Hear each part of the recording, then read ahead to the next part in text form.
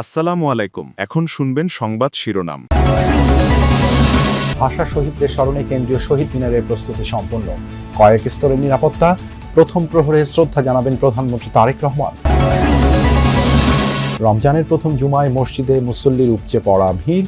ধর্মীয় প্রতিষ্ঠানে কেউ উশৃঙ্খলা সৃষ্টির চেষ্টা করলে আইনানুগ ব্যবস্থা, হুঁশিয়ারি ধর্মমন্ত্রীর। গাইবান্ধায় ছিনতাইকারী সন্দেহে দুজনকে পিটিয়ে হত্যা করেছে এলাকাবাসী। যশোরের শার্শায় দুর্বৃত্তদের হাতে পল্লী চিকিৎসক খুন। মার্কিন হামলার প্রস্তুতির মধ্যে ইরান রাশিয়ার যৌথ মহড়া। হরমুজ প্রণালী টানা দুদিন বন্ধ রেখে ওমান উপসাগর ও ভারত মহাসাগরে চলে অনুশীলন। আসসালামু আলাইকুম। এতক্ষণ শুনছিলেন সংবাদ শিরোনাম, এখন শুনবেন বিস্তারিত। ভাষার জন্য প্রাণ দেয়া বীর শহীদদের শ্রদ্ধা জানাতে প্রস্তুত পুরো জাতি। 21শে ফেব্রুয়ারি এবং আন্তর্জাতিক মাতৃভাষা দিবস 2026 উপলক্ষে প্রস্তুত করা হয়েছে কেন্দ্রীয় শহীদ মিনার। চারুকলার 4 শতাধিক শিক্ষক শিক্ষার্থী নিরলসভাবে কাজ করছেন। শেষ মুহূর্তের প্রস্তুতিতে তারা ব্যস্ত। মূল বেদি পরিষ্কার পরিচ্ছন্ন করা থেকে শুরু করে আলপনা আঁকা, সব মিলিয়ে উৎসবমুখর পরিবেশ।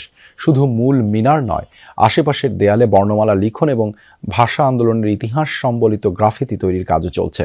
নিরাপত্তা নিশ্চিতে নেওয়া হয়েছে 3 স্তরের কঠোর নিরাপত্তা ব্যবস্থা। শহীদ মিনার এলাকা জুড়ে আছে সিসি ক্যামেরার নজরদারি। আজ মধ্যরাতে রাষ্ট্রপতি ও প্রধানমন্ত্রী শহীদদের প্রতি শ্রদ্ধা জানাবেন। এরপর উন্মুক্ত করে দেয়া হবে সাধারণের জন্য।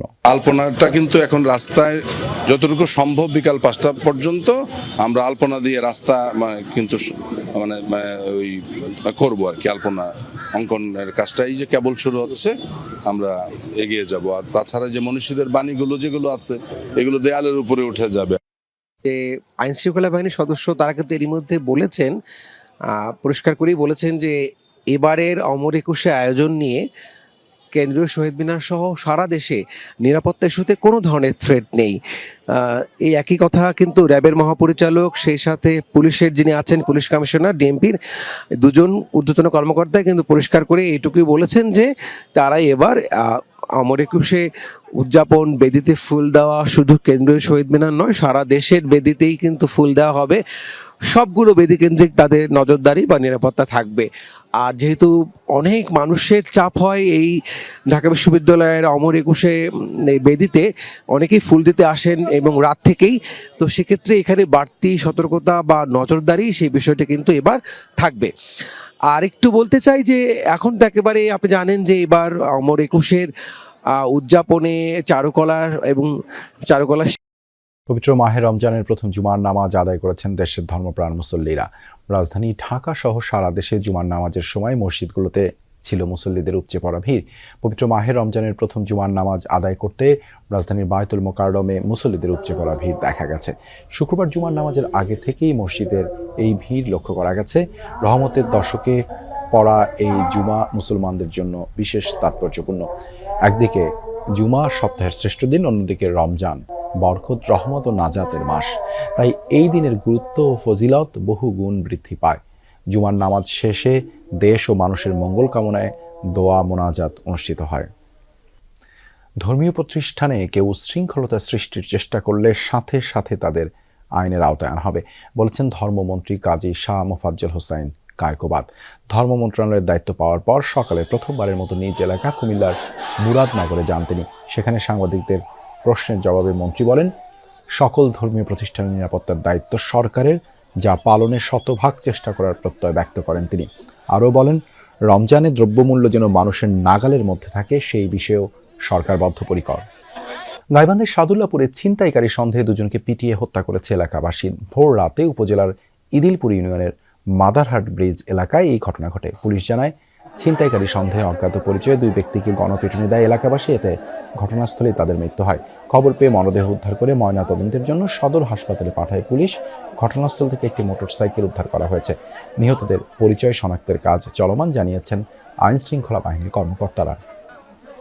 2 জন অজ্ঞাতনামা ছিনতাইকালে এলাকাবাসী তাদেরকে ধাওয়া দিয়ে কদ্দ মুজাহিদপুর প্রাথমিক বিদ্যালয়ের পাশে তাদেরকে ধরে হাতে নাতে ওখানে ধরে গণপিটুনি দেয়। এর ফলে ওখানে ঘটনাস্থলেই 2 জন ছিনতাইকারী মারা যায়। যশোরের শার্শায় এক পল্লী চিকিৎসককে কুপিয়ে হত্যা করেছে দুর্বৃত্তরা। বৃহস্পতিবার রাতে উপজেলার বাড়িপোতা গ্রামে ঘটনা ঘটে। স্থানীয়রা জানায়, তারাবি নামাজ শেষে বাসায় ফিরছিলেন আল আমিন। বাড়িপোতা গ্রামে পৌঁছালে তার উপর হামলা চালায় দুর্বৃত্তরা। এলোপাতাড়ি কুপিয়ে তারা পালিয়ে যায়। এলাকাবাসী উদ্ধার করে হাসপাতালে নিলে আল আমিনকে মৃত ঘোষণা করেন চিকিৎসক। খবর পেয়ে ঘটনাস্থল পরিদর্শন করে পুলিশ। কারা কি কারণে আল আমিনকে হত্যা করেছে সে সম্পর্কে এখনও নিশ্চিত নয় আইনশৃঙ্খলা বাহিনী। রমজানের রাজধানীর কাঁচা বাজারের কয়েকটি পণ্য চড়া দামে বিক্রি হচ্ছে। বাড়তি চাহিদা থাকায় বেগুন, শসা ও লেবুর দাম বেড়েছে কয়েক গুণ। 200 টাকার আশেপাশে করলার কেজি। দোকানিদের অভিযোগ, পাইকারদের নিয়ন্ত্রণ করছে সিন্ডিকেট, যার প্রভাব পড়ছে খুচরা পর্যায়ে। তবে মাছের দামে হেরফের হয়নি। মাত্র দুদিনের ব্যবধানে কেজিতে 40 টাকা দাম বেড়েছে কাঁচামরিচের। বিক্রি হচ্ছে 180 টাকায়। 80 থেকে 90 টাকা কেজির বেগুন মিলছে মানভেদে 120 থেকে 140 টাকায়। ছোট লেবুর জন্য গুনতে হবে 60 টাকা হালি, আর বড় লেবুর দাম হাঁকা হচ্ছে 100 থেকে 120 টাকা। 120 টাকা কেজির নিচে মিলছে না শসা। সবজির মধ্যে সবচেয়ে চড়া দামে কিনতে হচ্ছে করলা। যুক্তরাষ্ট্র যখন ইরানে হামলার প্রস্তুতি নিচ্ছে, তখন মধ্যপ্রাচ্যে যৌথ মহড়া চালালো রাশিয়া। চলমান উত্তেজনার মধ্যে ওমান উপসাগর ও ভারত মহাসাগরে অনুষ্ঠিত হয়েছে মস্কো তেহরানের নৌমহড়া। এদিকে ইরানকে চুক্তির জন্য সময়সীমা বেঁধে দিলেন ডোনাল্ড ট্রাম্প। হুঁশিয়ারি, 10 থেকে 15 দিনের মধ্যে চুক্তিতে না পৌঁছালে পরিণতি হবে ভয়াবহ। জলপথে শত্রু মোকাবেলায় চলছে রণপ্রস্তুতি। যুদ্ধজাহাজ থেকে হামলা ঠেকাতে রুশ ও ইরানি নৌবাহিনীর এই অনুশীলন। ট্রাম্প প্রশাসন যখন পারমাণবিক চুক্তির জন্য তেহরানকে হুমকি ধামকি দিচ্ছে, সে সময় মিত্রের সাথে মহড়ায় অংশ নিল মস্কো। ওমান উপসাগর এবং ভারত মহাসাগরে সামরিক এই অনুশীলনে অংশ নিয়েছে দুদেশের সেনারা। এর আগে বৃহস্পতিবার ইরানের বন্দর আব্বাসে পৌঁছায় রুশ যুদ্ধজাহাজ স্ট্রয়কি। প্রতিরক্ষা কূটনীতির অংশ হিসেবে নিয়মিত মহড়া পরিচালনা করে ইরানি নৌবাহিনী। এর মধ্যে রয়েছে দক্ষিণ আফ্রিকার ব্রিক্স জোটের নৌমহড়া, ভারতের বিশাখাপত্তনমের মহড়া, রাশিয়ার সাথে যৌথ মহড়াও আমাদের নিয়মিত পরিকল্পনার অংশ। এদিকে ইরানকে সর্বোচ্চ 15 দিন সময় বেঁধে দিয়েছেন মার্কিন প্রেসিডেন্ট। এর মধ্যে চুক্তিতে না পৌঁছালে ভয়াবহ পরিণতি ভোগের হুঁশিয়ারি তার। ট্রাম্প বলেন, মধ্যপ্রাচ্যকে স্থিতিশীল রাখতে যে কোনো মূল্যে তেহরানকে পারমাণবিক অস্ত্রের মালিক হওয়া থেকে বিরত রাখবে ওয়াশিংটন। হয় তারা স্বেচ্ছায় চুক্তি করবে, নয়তো আমরা যে কোনোভাবে এটি আদায় করব। তাদেরকে 10 দিন, সর্বোচ্চ 15 দিন সময় দেওয়া হবে। এর মধ্যে চুক্তি না হলে পরিণতি হবে তাদের জন্য খুবই দুর্ভাগ্যজনক।